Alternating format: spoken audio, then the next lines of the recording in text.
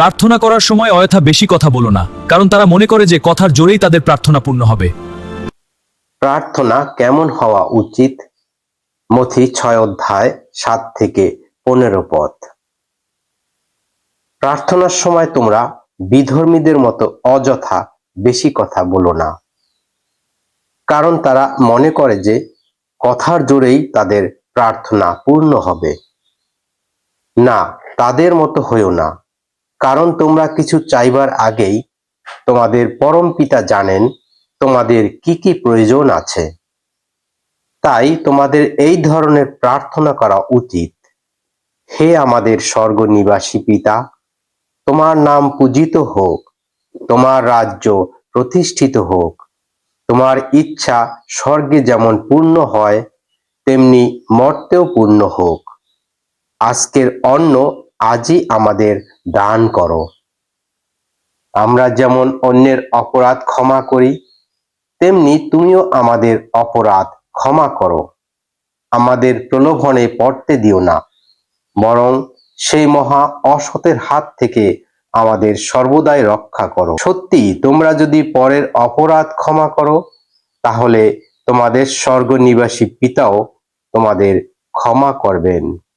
কিন্তু তোমরা যদি পরকে ক্ষমা না করো, তাহলে তোমাদের পিতাও তোমাদের অপরাধ ক্ষমা করবেন না। প্রভুর বাণী, প্রভুর জয় হোক।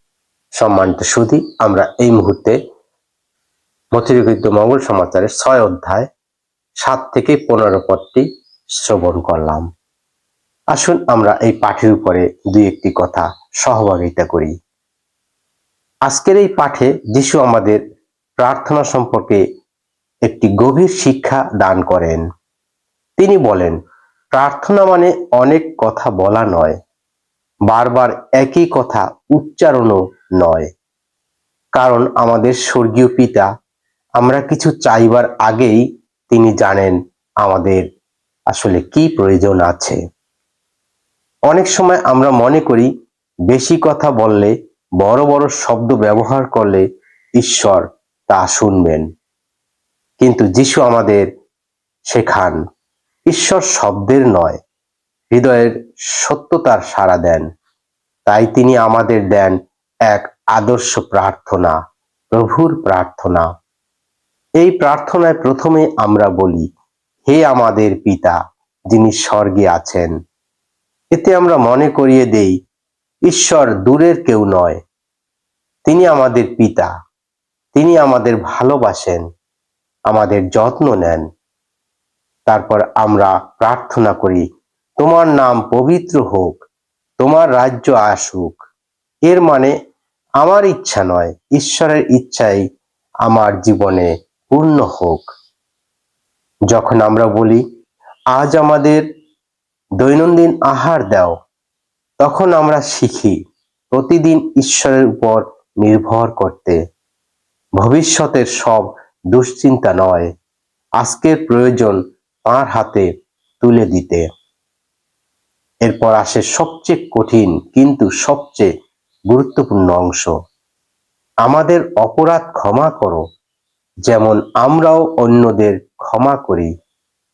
যিশু স্পষ্ট করে বলেন, যদি আমরা ক্ষমা না করি, তাহলে ঈশ্বরের ক্ষমাও আমরা গ্রহণ করতে পারি না। ক্ষমা মানে দুর্বলতা নয়, ক্ষমা মানে হৃদয়কে মুক্ত করা। সবশেষে আমরা প্রার্থনা করি, আমাদের পরীক্ষায় নিও না, মন্দ থেকে আমাদের রক্ষা করো। কারণ আমরা জানি এই পৃথিবীতে চলতে গেলে ঈশ্বরের সহায়তা ছাড়া আমরা কতই না দুর্বল। শুধু প্রিয়জনেরা, এই পাঠ আমাদের শেখায় প্রার্থনা হলো ঈশ্বরের সঙ্গে জীবন্ত এক সম্পর্ক স্থাপন। এটা মুখের কোনো কথা নয়, এটা হৃদয়ের সংলাপ। আসুন আজ থেকে আমরা কম কথা বলেও গভীর বিশ্বাসে প্রার্থনা করি। হৃদয় থেকে বলা একটি ছোট্ট প্রার্থনাই ঈশ্বরের কাছে সবচেয়ে মূল্যবান। প্রভু আমাদের প্রার্থনা শিখিয়েছ, এই প্রার্থনা যেন আমরা সুন্দরভাবে পালন করে যেতে পারি এবং তোমার ইচ্ছা আমরা পূর্ণ করতে পারি। আমেন।